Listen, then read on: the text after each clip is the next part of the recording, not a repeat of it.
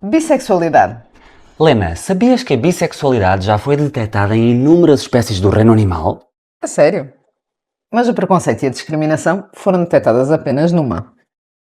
Eu sou o Luz. Eu sou a Lena. Bem-vindos ao 5º episódio do nosso podcast. Íntimo.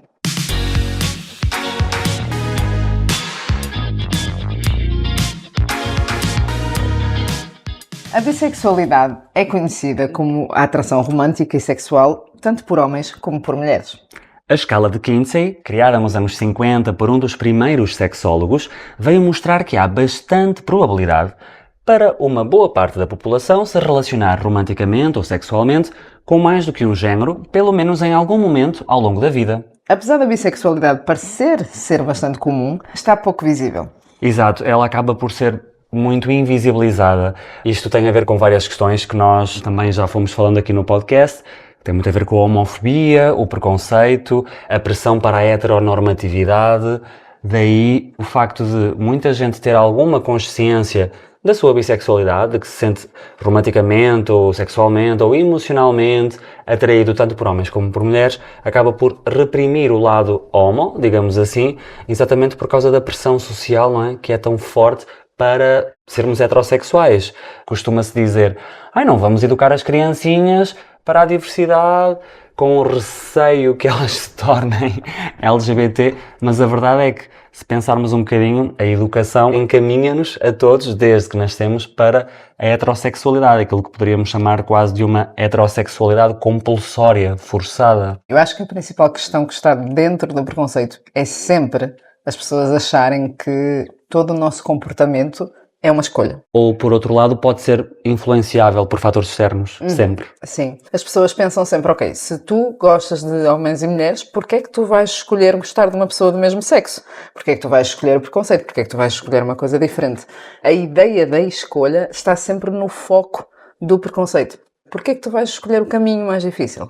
Como se fosse possível uma pessoa clicar num botão e decidir desligar o facto de se sentir atraído pelo mesmo género. Se assim fosse, nós nunca gostaríamos de alguém que não gosta de nós. Exatamente. As pessoas só gostavam de quem gosta de nós, quem nos trata bem. Só gostariam de pessoas que fosse ótimo gostar, que tivesse tudo a ver e tivesse tudo tranquilo. Seria um mundo fantástico.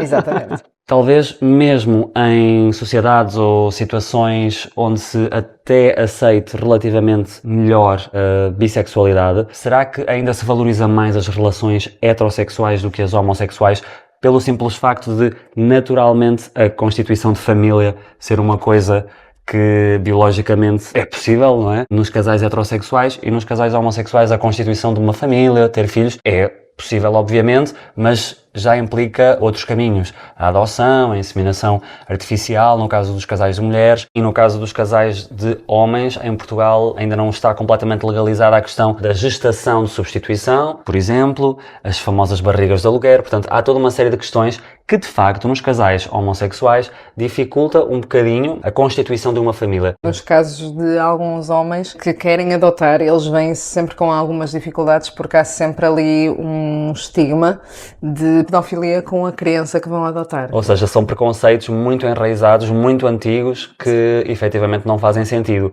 Mas já que falamos em adoção por casais homossexuais, a página Pai para Toda a Obra é só fantástica, de um homem que sozinho começou um processo de adoção, ele depois casou com o seu companheiro e depois juntos também conseguiram adotar e dá dicas incríveis para quem estiver a tentar seguir esse processo. Isso também está dentro do preconceito. É muito mais difícil para uma pessoa sozinha de adotar do que um casal, mas há pessoas que simplesmente nunca encontram a pessoa certa para partilhar uma paternidade, não é? Acho que também esta questão da família, por exemplo, no caso da religião católica, nós vamos ver os tempos mais antigos ainda, havia orgias, as pessoas já se relacionavam com homens, com mulheres ao mesmo tempo. Aliás, nós temos vários quadros da Grécia Antiga, da Roma Antiga, com bacanais. Alexandre o Grande e tantas outras figuras ao longo da história, nós hoje sabemos que de facto eram homossexuais ou bissexuais. A diversidade de orientações sexuais sempre existiu na história, claro. E até naquela época, nos princípios dos tempos, era muito mais comum, toda a gente sabia.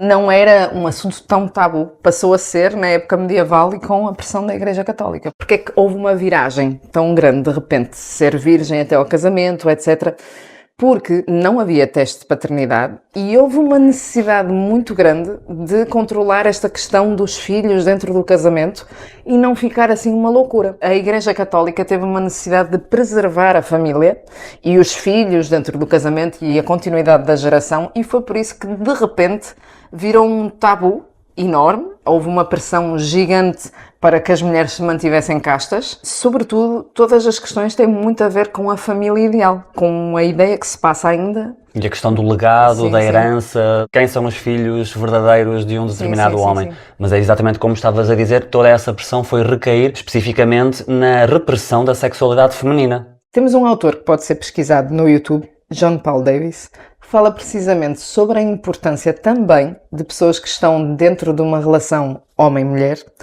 e que são bissexuais, de assumirem a sua bissexualidade. Porque sempre que há alguma coisa que é importante nossa, escondemos, há uma ansiedade, há uma repressão. Na verdade, aquilo que nós fazemos em terapia é precisamente esse processo de se dar a conhecer aos outros e assumir as suas próprias verdades, as suas próprias histórias, pedaços sobre si, que são importantes falar ao mundo. É óbvio que a relação que nós temos amorosa pode não ser a mais importante, mas das mais importantes da vida de alguém, não é?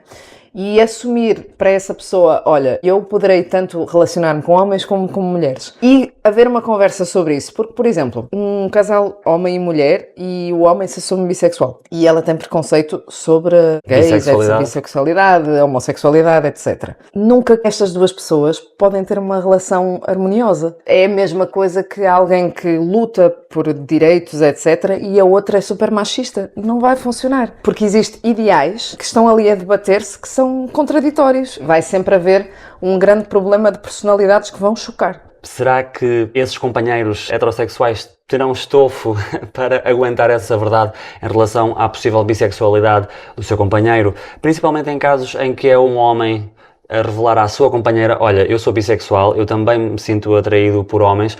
Se calhar, na sociedade como a temos hoje em dia, ainda não é qualquer mulher que consiga aceitar essa verdade. Claro que eu acredito que qualquer pessoa pode fazer o caminho para entender, mas aceitar essa verdade sem se sentir ameaçada de certa forma. Então será que ele me pode trocar por outro homem? Lá está, mais uma vez, preconceitos e caixinhas, porque cada pessoa é individual e o facto de alguém ser bissexual, isto é um dos grandes preconceitos, não significa que não possa e não consiga e não seja efetivamente monogâmico. Eu acho que as pessoas também muitas vezes têm o dobro da preocupação por causa da questão da infidelidade, não é? O perigo nasce em todo lado, é com homens e é com mulheres, porque existe aquela questão de o meu namorado foi ao futebol, foi com os amigos, então aí há... É um espaço seguro. É um espaço seguro. Será que é? Ou então ela foi sair só com umas amigas. Não vamos colocar neste rol despedidas de solteiro, porque aí é desgraça. A questão é sempre essa, a preocupação com a infidelidade, principalmente Portugal. Nós vemos a partir de, por exemplo, o crime do Padre Amaro, nós somos uma sociedade secretamente muito perversa. Nós não conseguimos ouvir uma piada, alguma coisa que nós façamos uma analogia a alguma coisa sexual. Pensamos sempre que se um homem é bissexual é porque ele gosta de estar com homens. Então, obrigatoriamente, se ele não tiver sexo anal, ele vai, de alguma maneira, querer obrigatoriamente voltar a ter sexo anal. Então, ele nunca vai estar satisfeito com uma mulher. E negligencia-se ali completamente as questões emocionais ou a abertura que um casal possa ter para usar sex toys, etc. Ou seja, para ter uma relação completamente aberta e dizer eu gosto disto, eu não gosto daquilo. Na verdade, isso não é assim tão estranho, porque o mesmo acontece, há, sei lá, 90 e tal % das mulheres que não conseguem ter orgasmos com penetração. Mesmo dentro da heterossexualidade, muitos casais vão ter que usar sex toys e brincadeiras e vão ter que se conhecer de uma forma gigante para conseguirem os dois terem satisfação sexual. E tudo bem com isso, porque só cria ainda mais intimidade num casal que explora as suas fantasias e as diversas formas de obterem prazer sexual, não é? Isso só aumenta a intimidade. Mas muito interessante o que estavas a dizer em relação à perversidade da cultura ou da sociedade portuguesa, porque isso que estamos a chamar perversidade, no fundo, a nível erótico ou sexual, vem somente de um recalque, digamos assim, dessa abertura de se falar sobre as coisas. Muito pressionado pela Igreja Católica. Muitas vezes aquilo que estamos a chamar perversidade é só uma libertação de fantasias que parece que ficam aprisionadas, lá está, num armário ou na sombra e não podem ser conversadas tão abertamente a nível social. Muitas mulheres não obtêm orgasmo com penetração, não passa necessariamente por aí, da mesma forma que, independentemente de um homem se assumir homossexual, bissexual ou heterossexual, caramba, todos nós temos próstata, portanto, também existe um tipo de orgasmo que muitos homens, se calhar, nunca se aventuram, digamos assim, a explorar. Mas que está cientificamente provado que se explorassem teriam prazer dessa maneira. Exatamente. Há muitos estereótipos ainda associados à bissexualidade e um dos mais fortes será essa ideia de que uma pessoa bissexual seria promíscua ou não aguentaria estar apenas com o companheiro ou a companheira, iria necessitar sempre de aventuras ou escapatórias ou o que quer que fosse com o outro género, o que na verdade está efetivamente estudado que não é assim. Há imensas pessoas bissexuais em relações monogâmicas e duradouras. E acho que também há muitas vezes aquela ideia que ele assume-se bissexual para não dizer que é gay. Mas se uma pessoa está a dizer que é bissexual, à partida também está a dizer que não tem problema nenhum em relacionar-se com outros homens, não é? Se não tem dificuldade em assumir que se relaciona também com outros homens, além de se relacionar com mulheres, essa pessoa não tem preconceito nenhum sobre si mesma, ou seja, a homofobia internalizada, ou seja, está tranquilo para assumir aquilo que gosta e não tem preconceito sobre si mesmo. Seja como for, nós sabemos que de facto há alguns homens numa fase de transição e mais, por exemplo, quando se começam a assumir a família em ambientes mais conservadores, alguns homens começam por dizer inicialmente que são bissexuais e na verdade podem não se sentir mesmo atraídos por mulheres, fisicamente, romanticamente. Historicamente nós sabemos que alguns homens de facto usam essa fala a dizer que são bissexuais, na verdade para se aproximarem da sua verdade, que é serem gays. Mas acredito que isso é apenas uma pequena parte, e efetivamente, e claro que há muita gente que diz que é bissexual porque de facto é bissexual. Nós sabemos que, pelo facto de crescermos no mundo ocidental, de forma geral, numa sociedade que tem tanta homofobia ainda, há uma pressão muito grande para a heterossexualidade, tal como já falámos. Isto faz com que muita gente, mesmo na sua adolescência ou no início da vida adulta, de certa forma perceba que se sente atraído por ambos os géneros, mas, efetivamente, conhece alguém do sexo oposto, começa a namorar, casa, tem filhos e faz uma vida heterossexual, sabendo que poderia estar com um companheiro do mesmo sexo. Mais uma vez, acaba por ser muito mais fácil socialmente estarmos num relacionamento com alguém de sexo diferente. E, muito curiosamente, principalmente em estudos americanos mais recentes, consegue-se verificar que, por exemplo, no caso dos homens, quando se divorciam, já aos 40, 50 anos, ou quando viúvam, ou noutra fase da vida mais à frente, quando voltam a ficar solteiros ou disponíveis, só aí então começam a explorar esse outro lado do espectro bissexual com o mesmo género. E isto tem muito a ver com o facto de nós também levarmos uma vida inteira, muitas vezes, para nos conhecermos verdadeiramente e para estarmos relativamente mais tranquilizados com a pressão social, o que é que os outros vão dizer. Também com questões simples, como por exemplo, ser pai. Conheci várias pessoas que adoram ser pais, adoram ter a família tradicional, mas têm uma atração sexual muito maior por outros homens. Pessoas que têm hoje 40, 50, a sua adolescência ainda estávamos a desconstruir. Por exemplo, o Ricky Martin era o garanhão. Ainda esteve ali os anos 90 a passar a imagem de macho man, não é? Agora, se calhar, as pessoas sentem que está a abrir-se algumas portas para poder assumir a família, para sequer introduzir o assunto. Ou seja, pensar que não vai ser brutalizado, enxovalhado. Claro que sim, existe muita gente que é preconceituosa que pode insultar alguém na rua, mas isso não é o constante, não é? Está-se a fazer um caminho para que isso seja um pouco mais normalizado. Mas há uns anos atrás, anos 80, anos 90, era um assunto completamente escondido. Até porque essa pressão para a heterossexualidade, no caso dos homens, não nos podemos esquecer que esta coisa do privilégio masculino, não é? Nascer homem é um privilégio na sociedade que nós temos, porque também um dos fatores desse privilégio é o facto de arranjar uma mulher que, de certa forma, não é que vá ser um troféu, mas é quase como se o homem precisasse de ter uma mulher ao seu lado para ser ainda mais validado. E ela também, de certa forma. Sim, é complementar, não é? Exatamente. Quase aquela ideia de troféu, ou então o velho ditado: por trás de um grande homem há sempre uma grande mulher, por exemplo. Isto só vem, de facto, reforçar algumas ideias muito estereotipadas e muito antigas que nós temos, e é preciso questioná-las cada vez mais, porque, de facto, pode haver muita gente que percebe muito cedo que é bissexual. Hoje em dia, acredito que os jovens verdadeiramente estejam um bocadinho mais conscientes disso e assumem com certeza mais cedo a sua bissexualidade. Quer dizer, vivemos num mundo cheio de séries super fora do armário, na Netflix, no YouTube, no Instagram. Essa bifobia ou homofobia acredito que já não seja tão forte, mas pessoas de 40, 50, 60 anos cresceram efetivamente em meios muito homofóbicos e precisam muitas vezes de décadas para perder os complexos e a tal homofobia e bifobia internalizada. Há também ali às vezes um ponto ao contrário, que é quando um homem se assume bissexual e de repente está com um homem, toda a gente pensa, ele teve a enganar até agora, ele nunca gostou de nenhuma mulher.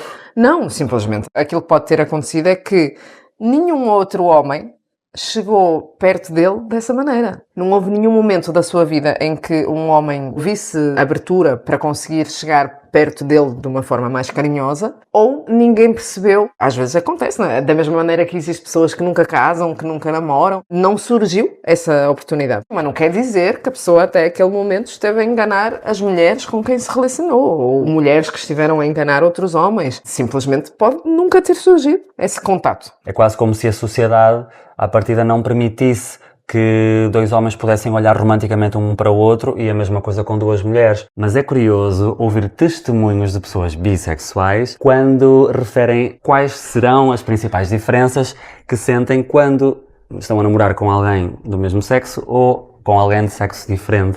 Porque, efetivamente, talvez pelo facto de sermos tão educados e tão encaminhados, homens para serem aventureiros e livres e mulheres para o recato e para a sua reputação imaculada. Isto é muito forte socialmente, nós sabemos. Portanto, quando as pessoas se relacionam e são bissexuais, é natural sentirem, de facto, enquadramentos diferentes num relacionamento homo ou num relacionamento hetero.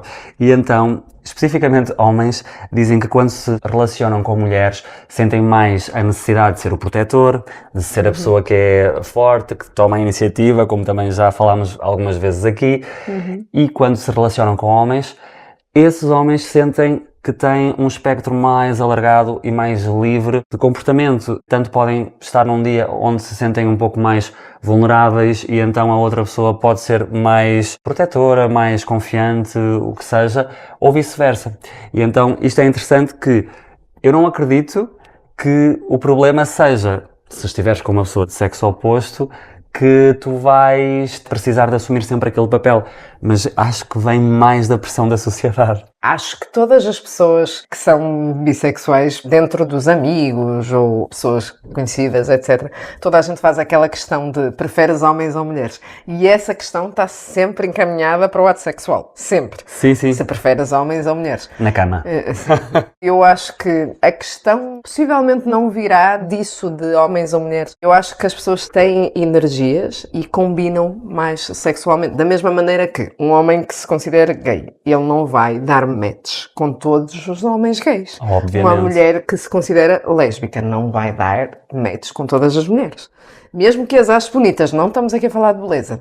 E não só de fetiches e coisas que as pessoas possam imaginar, sadomasoquismo. Existem pessoas que gostam de loucuras, locais públicos, coisas assim também, mas não é só por aí, é a forma como a pessoa se relaciona, a forma como a pessoa beija, a forma como a pessoa se entrega, a forma como a pessoa conversa, a liberdade que a pessoa tem para dizer, olha, eu gosto disto, eu não gosto daquilo.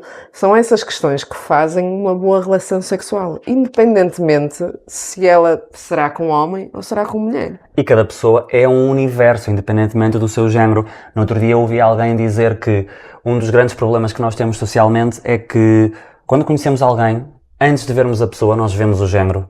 E ainda é muito, muito forte a pressão imposta pelo género da pessoa. Eu vou-me relacionar contigo, não pela pessoa que tu és, mas pelo género que tu tens, antes de qualquer outra coisa. Há outra coisa que não falámos ainda, que uma pessoa bissexual, se calhar ninguém é verdadeiramente 50-50, digamos assim, mas isso também pode ter muito com as fases da vida, os tais ciclos da bissexualidade. Ou seja, da variação de talvez sim haver momentos em que uma pessoa se aproxime mais do sexo masculino, momentos que se aproxime mais do sexo feminino, ou então que é indiferente, muitas vezes por questões emocionais, muitas vezes por atrações físicas, ou o contexto que a pessoa está a viver naquele momento. Vários fatores que podem influenciar nesse sentido. Há muita gente que pode pensar que bissexualidade e pansexualidade é a mesma coisa? E também qual a necessidade de haver tantas siglas? A categorização é muito parecida, só que na bissexualidade, oficialmente, a definição diz que as pessoas podem se apaixonar por mais do que um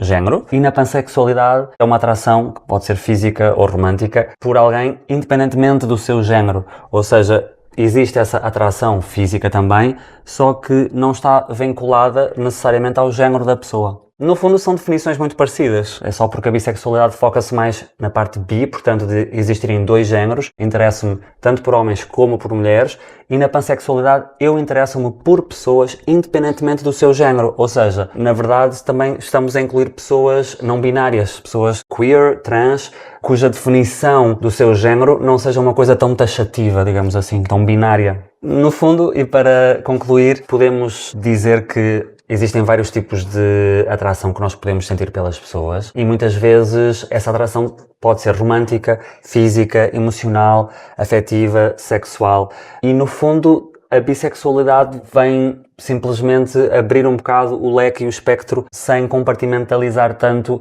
aquilo que devo sentir por cada género ou aquilo que me é permitido sentir por homens ou por mulheres. Mais do que uma orientação sexual, é uma orientação da alma. Este foi o nosso 5º episódio Esperamos que tenham gostado. e até à próxima.